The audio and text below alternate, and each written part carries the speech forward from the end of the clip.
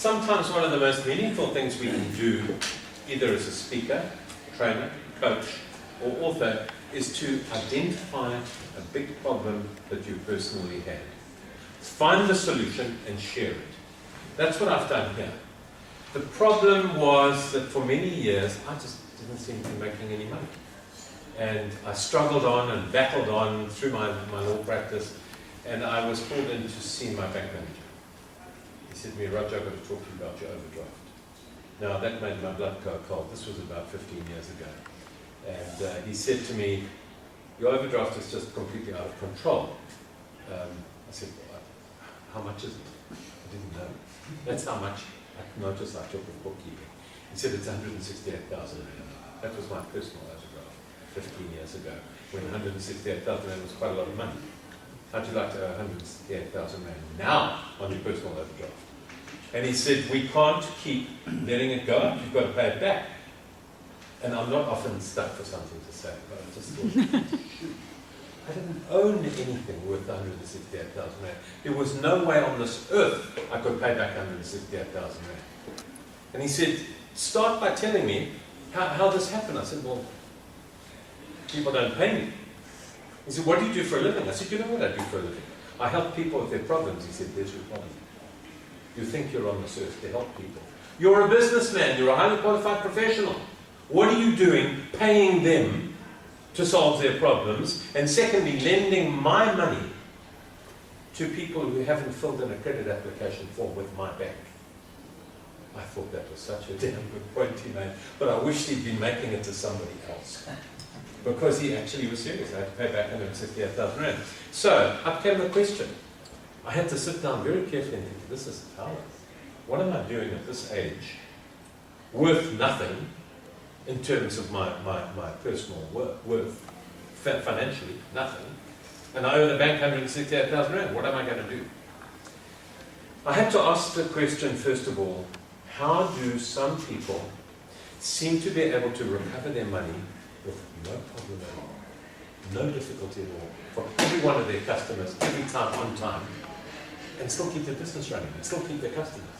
How do they do that? Because I needed to learn how to do that. Before I had to learn how to run a business in the other respects.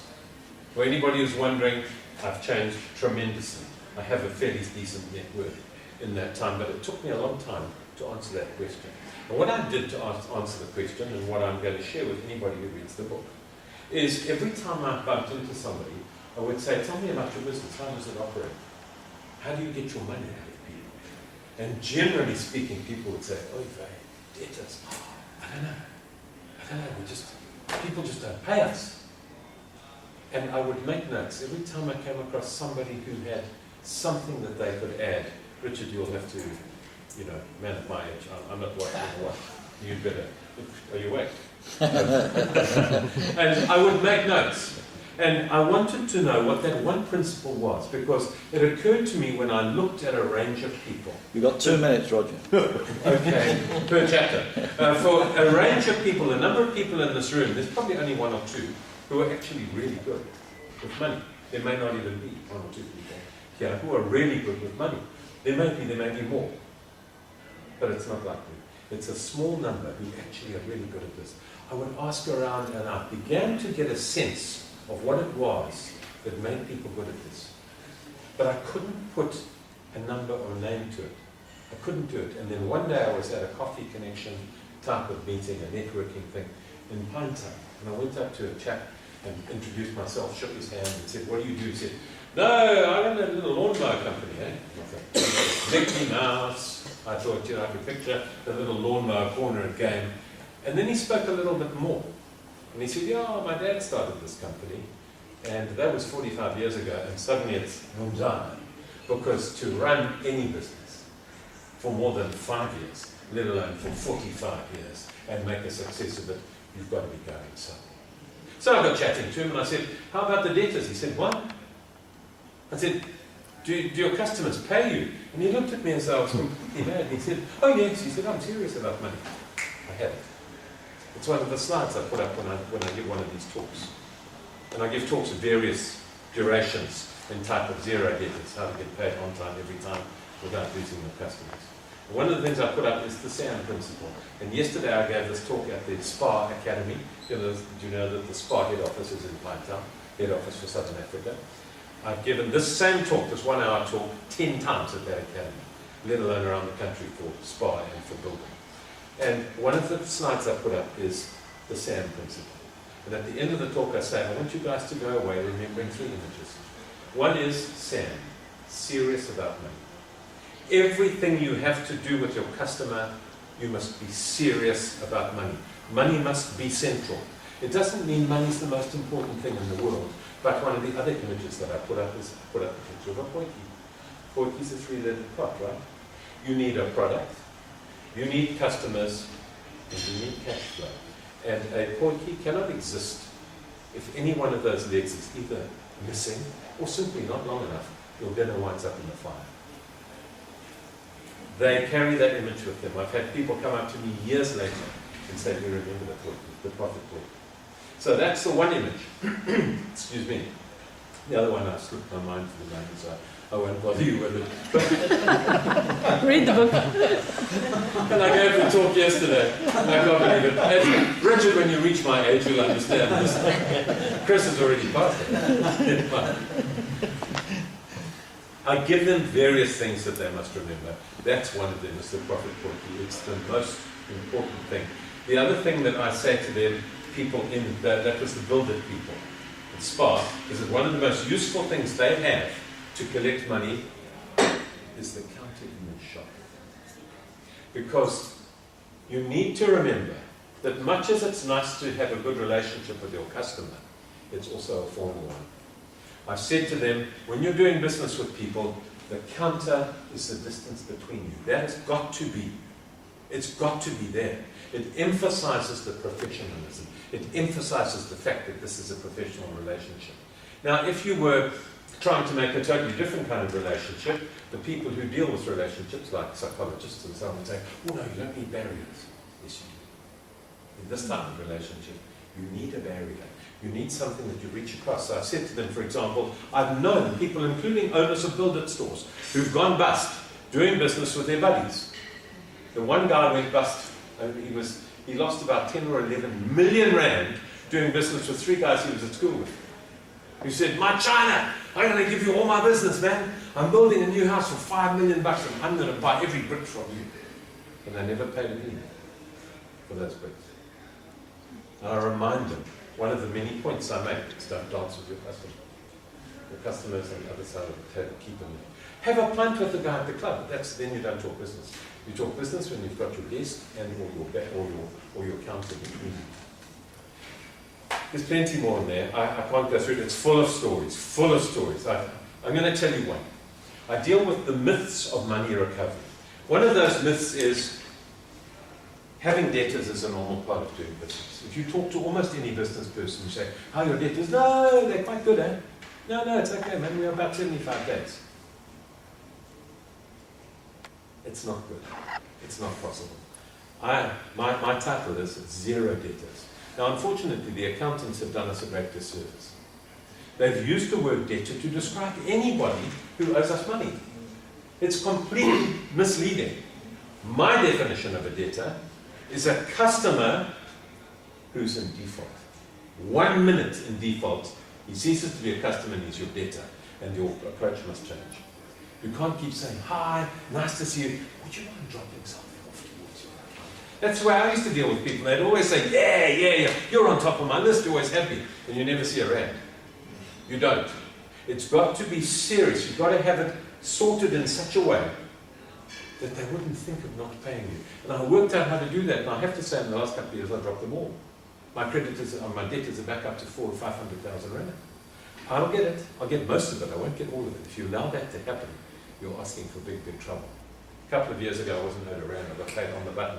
I learned, people seem to think divorce lawyers and lawyers generally print money. It doesn't quite work out that way.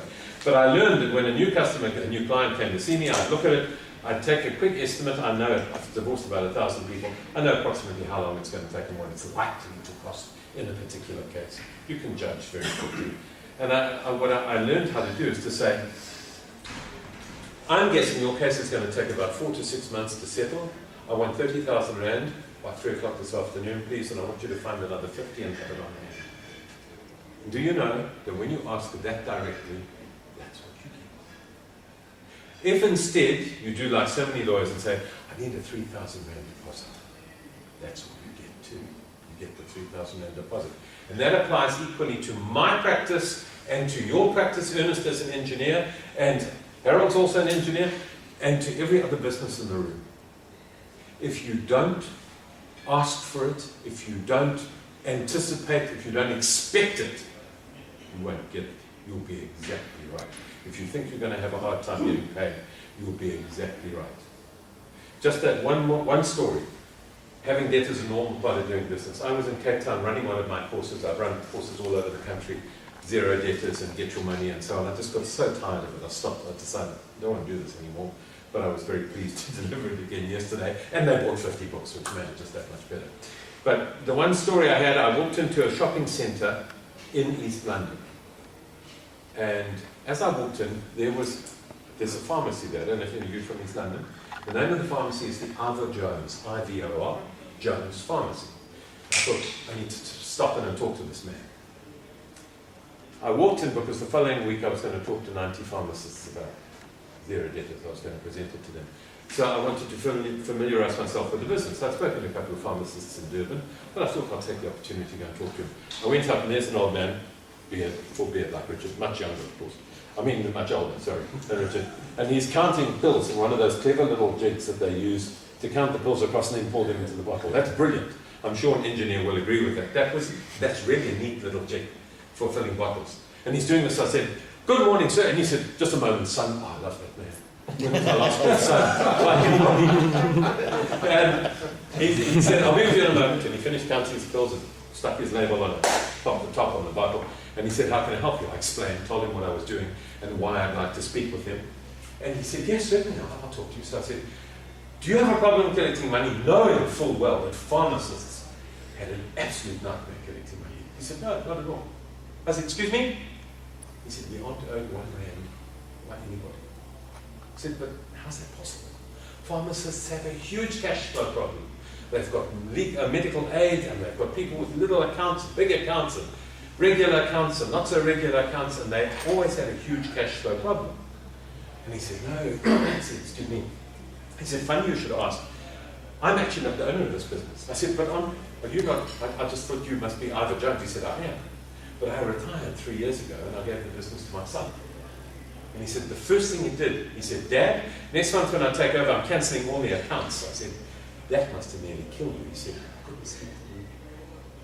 The thought that he was going to tell all my business accounts, forget it, no more credit. He said, "I couldn't sleep." He said, "Then I realized," and he's a much cleverer man than me, he said, "If I'm going to let my son take over this business, I must let him make his own mistakes." And he said, "I stepped back and I waited for the collapse." I said, "What happened?" He said, "In the first 2 months, we lost 15% of our customers." Wow. I said, "And then?" He said, "It's been fine ever since. And we are way ahead of where we were in terms of total turnover. And nobody owes us." There are lots of other stories like that.